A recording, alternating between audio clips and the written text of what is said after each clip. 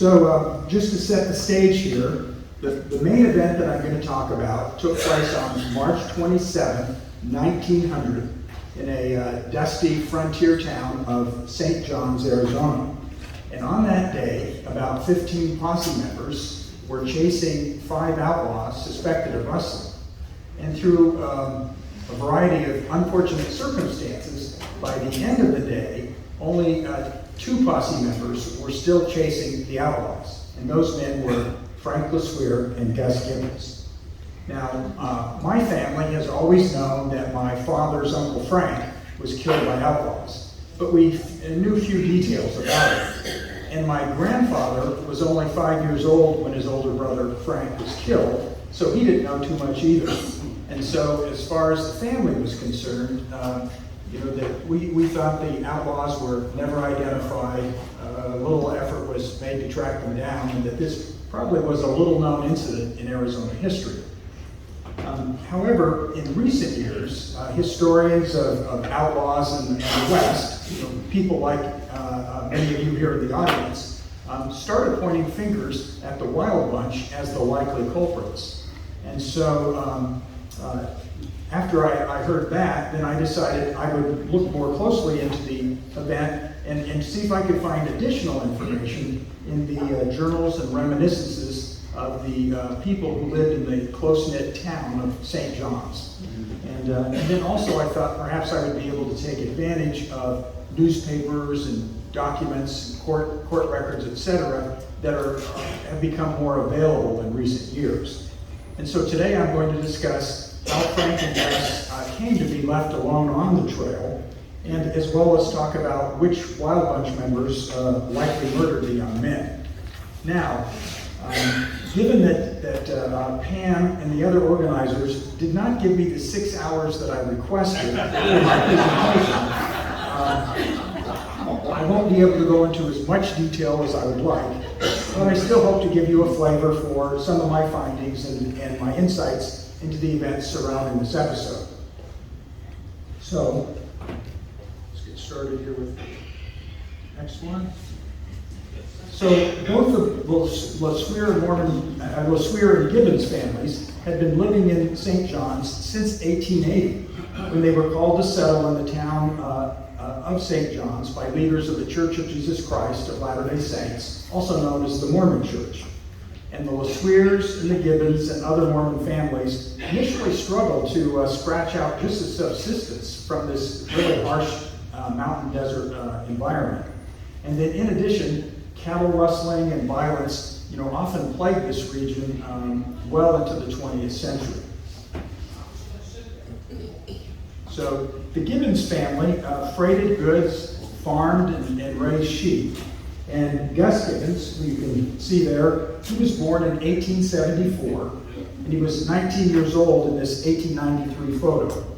And Gus married 4 years later after this. However, he left immediately on a proselytizing mission for his church. And so now, in early 1900, the year we're going to talk about, he and his wife were still like newlyweds. He had just gotten back from his mission. And on the day that Gus was summoned to join the posse, he was working as a farm laborer for his uncle.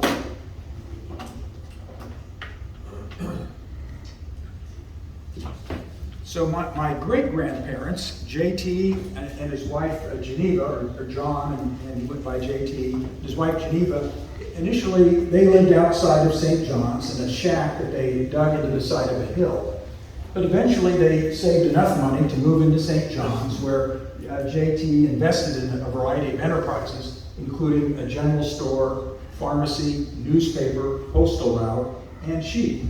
Now their second son, Frank, who you can see here, was born in September of 1880, and he was 17 years old in this photo, and he was preparing his family's sheep camp for the spring roundup on the day he was summoned to join a posse in pursuit of 5 strangers who had killed a cow that wasn't theirs. So, who were these 5 strangers? For a little background, that in March of 1900, Butch Cassidy and various members of what we now call the Wild Bunch were working as cowhands at the W.S. Ranch in Alma, New Mexico. And so, let's see, there's Alma right there. And you can see here's St. John's up on the Arizona side. And so they were working at this ranch, and Cassidy was 33 years old at this time and using the alias James Lowe. And he served as a trail boss for the ranch. And then for more than a year, he and fellow outlaws had been using the ranch as a place to essentially hide in plain sight while they planned and executed robberies.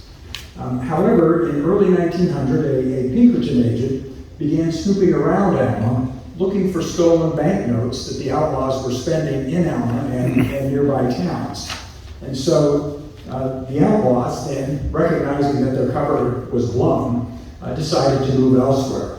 And so around March 20th, 1900, 5 gang members began riding north, likely heading for one of their hideouts in Utah or Wyoming.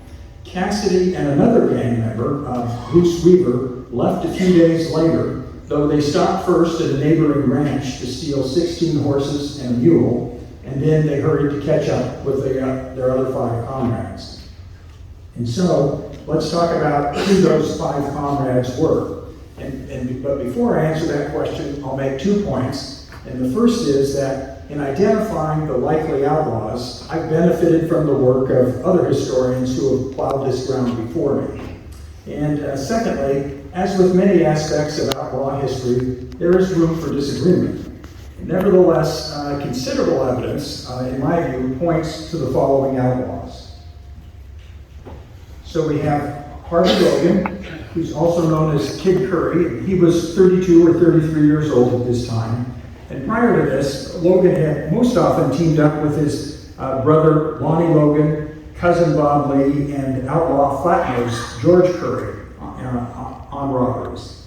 We also have Will Carver, who was 31, and he was formerly a member of the Ketchum gang, but apparently had thrown in with the Wild Bunch at the WS Ranch.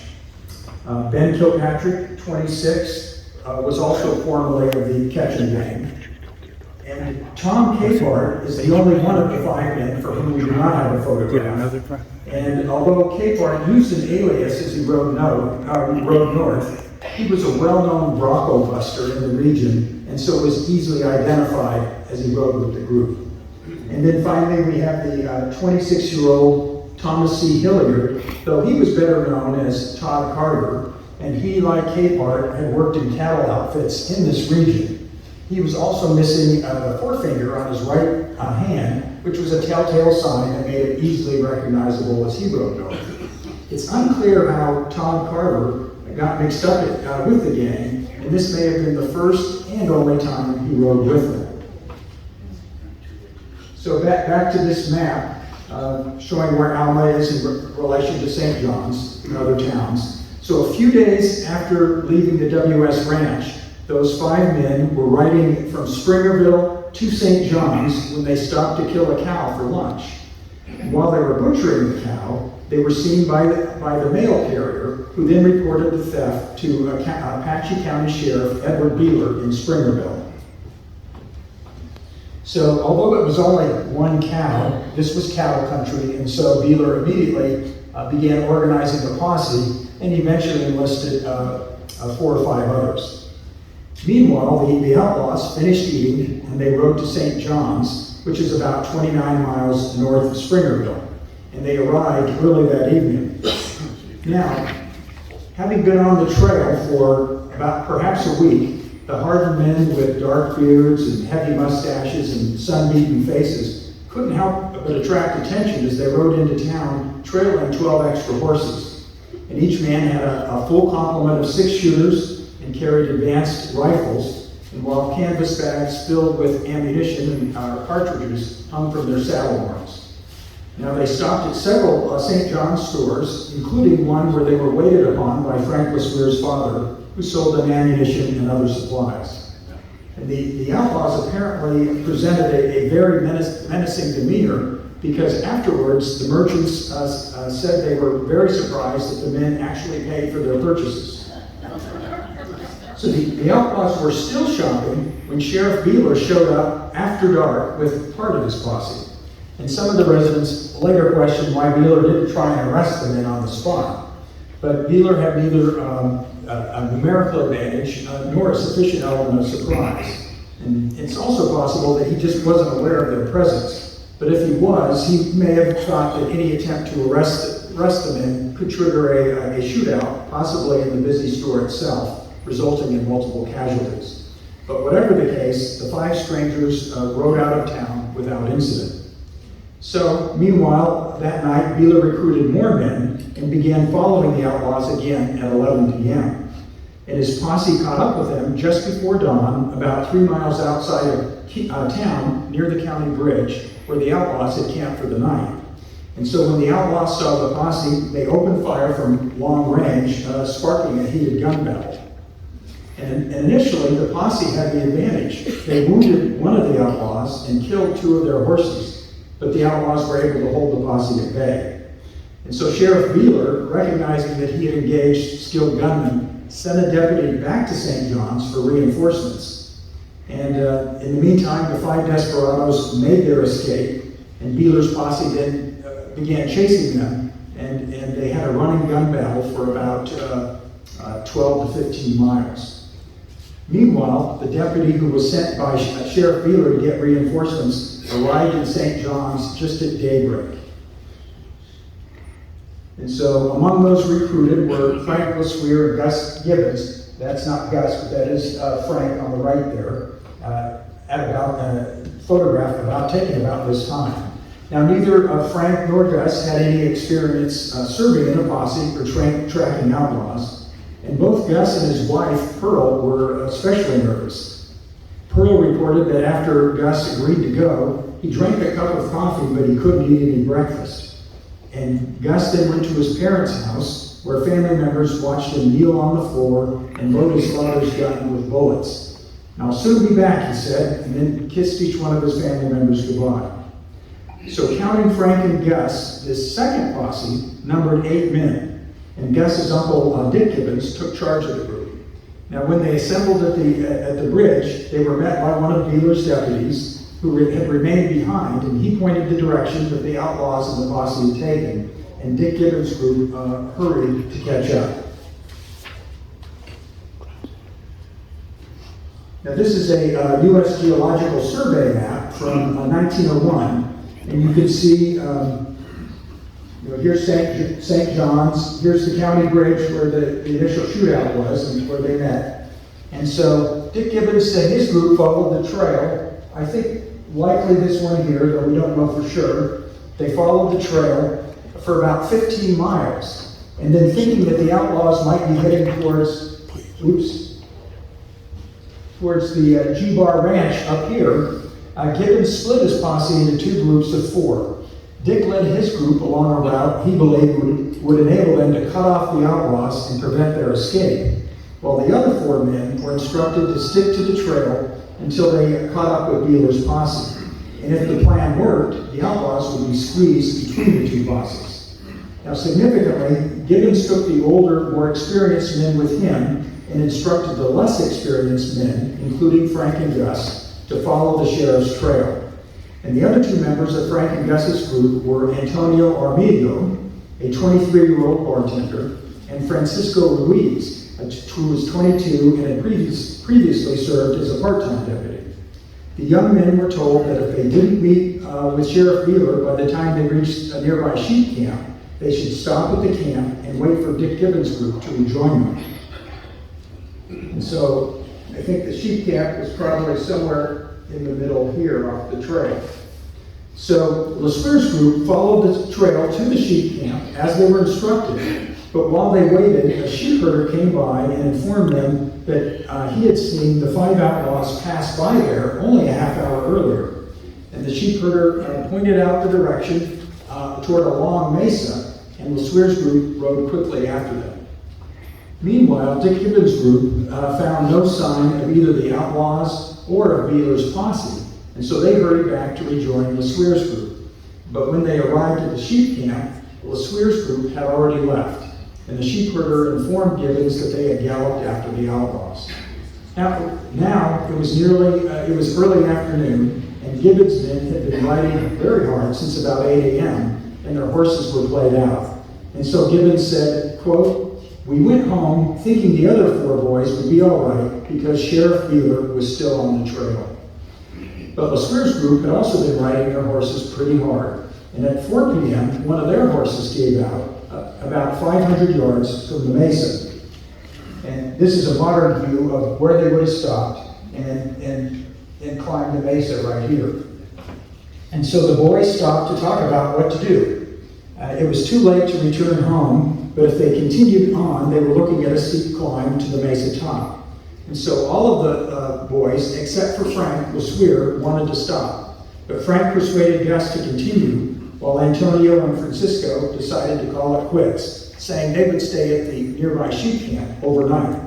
LeSueur and Gibbons planned to ride to the top of the mesa, which provided a good vantage point for seeing if they could spot the sheriff.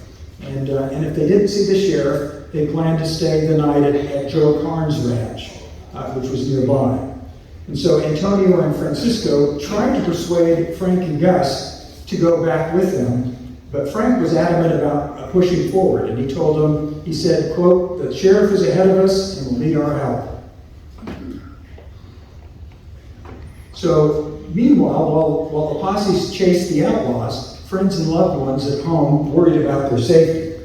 And so Dick Gibbons' wife, Clarissa, who you see here in this photo with the family, she and Gus's wife, Pearl, waited together at Clarissa's house all day. And Clarissa said that when Pearl arrived, Pearl was crying and so was I. And the 2 women had a large field glass and spent much of the day scanning the mountains and ridges to see if they could see the posses. Much to their surprise, at about 10 a.m., they spied Sheriff Beeler's posse riding back into town. And having been on the outlaws' trail for nearly 24 hours, including a galloping gun battle, their horses finally gave out. And so in an unfortunate twist of fate, Beeler's posse returned to town on a different trail than the one that Dick Gibbons' posse took out. So the 2 posses never saw each other. Now, sometime after Beeler's posse returned, Francisco Ruiz's father tried to persuade Sheriff Beeler to go back out and see about the other 8 posse men. But Beeler saw no need to worry, given the outlaws' huge head start. And Beeler told him, quote, "The boys will never see the outlaws' dust." Beeler was also preoccupied with a new concern at this time. Sometime after returning to St. John's, he detained 2 suspicious-looking men, James Lowe and Bruce Weaver, who were both well-armed and carrying a string of 6 extra saddle horses. Here's 2 photos of Butch Cassidy, alias James Lowe. And so no charges are listed against Lowe and Weaver in the Apache County jail record. But Sheriff Beeler surmised, correctly, that they were associates of the 5 outlaws he'd been chasing. Now Lowe, who was really Butch Cassidy, insisted that he was an honest cowboy and that who had just finished working for Captain William French at the WS Ranch. Lowe claimed not to know Weaver, who he said was just somebody who joined him along the trail. And Lowe said that if Beeler telegraphed Captain French in Alamo, that French would confirm his story. And so Lowe and Weaver spent the night in the St. John's jail while Beeler arranged to telegraph French. Now, Dick Gibbons and his group arrived back home about dusk, and they were much surprised to learn that Sheriff Beeler had been in town much of the day. And when Gibbons told his wife and Pearl that 4 boys, including Frank and Gus, were still on the trail, they became very worried. Pearl stayed the night with them. She and Clarissa slept together in the bedroom while Dick slept in the front room. And Dick knew that the young men had been closing in on the outlaws, but he didn't tell the women. And Clarissa said, "None of us slept well that night." Well, Frank's parents, JT and Geneva LeSueur, didn't sleep well either.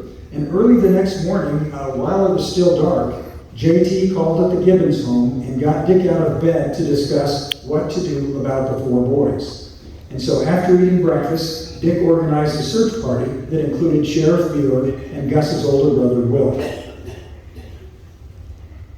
And so here's a contemporary photo taken about 1900 of the mesa where the boys climbed up, probably right about there. Whoa! Okay, I got 5 minutes to wrap up. So,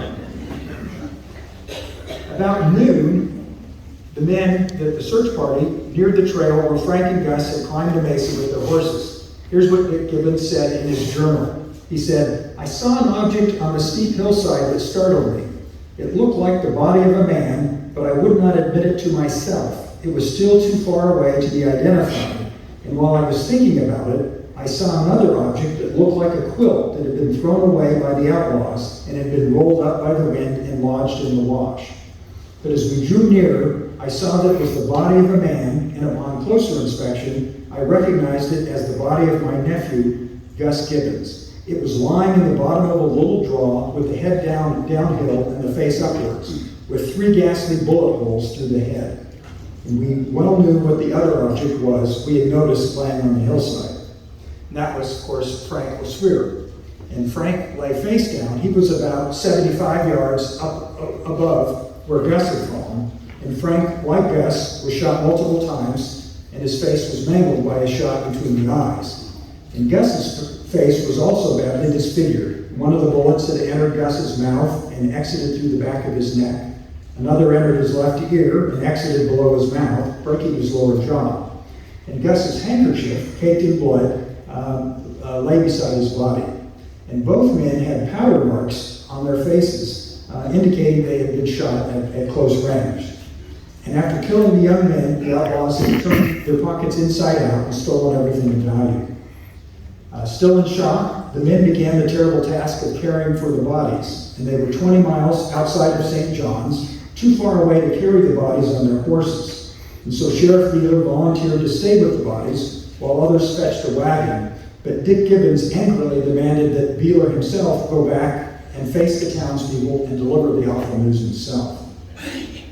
Meanwhile, Clarissa and Pearl Gibbons again waited anxiously all day for news, and the entire community buzzed with tension. Neighbors dropped by Clarissa's home throughout the day to help pass the time. Now, Antonio and Francisco rode into town about noon, raising hopes that Frank and Gus were also safe. And finally, about 4 p.m., Gus's younger brother, Loman, came running toward the house, and Clarissa and Pearl were sitting just inside and watched him approach. Clarissa said, quote, "Loman came to the door as pale as a sheet, stepped up on the doorstep, staggered back, and said, 'Dead.'" That was all Loman said, but the two women knew what he meant. And Clarissa said, quote, "Gus's wife, Pearl, gave a scream and threw herself on the bed and would not be comforted." So in any case, I know I need to wrap up, so just a couple of points. One is, so how were Frank and Gus killed? That after a few days after their funeral, Dick Gibbons rode back to this spot and looked the place over. He said he looked it over carefully to try and ascertain what happened. He looked at shell casings, where he found shell casings, where they found the bodies, etc. And what he concluded, with what other evidence I could find, is here's a modern view, the outlaws' view from the mesa top. And essentially, after the outlaws had outrun Beeler's posse, they climbed up this mesa, and where they could rest, but also they could see for miles around just with the naked eye. So they saw Frank and Gus approach the mesa, saw the boys dismount, lead their horses up, and when the boys got about 10 to 20 feet away, the outlaws, 5 of them, hiding in different places behind brush and boulders, opened fire. Frank was felled immediately. Gus who was walking behind, was just wounded in his stomach, and he turned and ran back down the hill. He had the presence of mind to take off his handkerchief and put it over his wound, and he got about 75 yards down the hill when the outlaws opened fire and shot him in the back. And then afterwards, for whatever reason, the outlaws then went and also shot both men point blank in the face as they lay dead or dying. Sheriff Beeler was much blamed for leaving the boys in the field, and he apparently blamed himself a lot as well. And he went on a 2.5-month quest for the outlaws, chasing them into Mexico, up through New Mexico, Colorado, Utah, and Wyoming. And along the way, the outlaws continued to steal horses, cattle, they killed three additional lawmen, George Scarborough in New Mexico, and then the sheriff and his deputy in Moab, Utah. The sheriff and deputy in Utah were shot in the back as they fled unarmed from the outlaws. And then finally, I'll just come to my conclusion here, that historians of outlaws in the West naturally focus their research and writing on the outlaws, on their daring robberies, their exciting gun battles and escapes. And so often the victims are just sort of like bit players or extras in these stories. But an equal focus on the victims, offers a new lens or perspective to view the outlaws. In this case, particular case, the Wild Bunch outlaws that Frank LeSueur and Gus Gibbons encountered, were not the happy-go-lucky Robin Hood type characters that we often see portrayed. They were thieves and killers who preferred ambush to a fair fight, and they were not looking out for the little guy, just themselves. But in my research, I also just discovered that the victims and their families had equally interesting stories to tell, not only about the incident itself, but about how these people regrouped following the murders, how they addressed their grief amid all the what-ifs, and ultimately how they persevered in the face of tragedy. And so I'll be around to answer questions, and then I have a table over here if you're interested. Sell my book for a modestly discounted price over the publisher's price. But in any case, it's an honor to speak to you today. Thank you very much.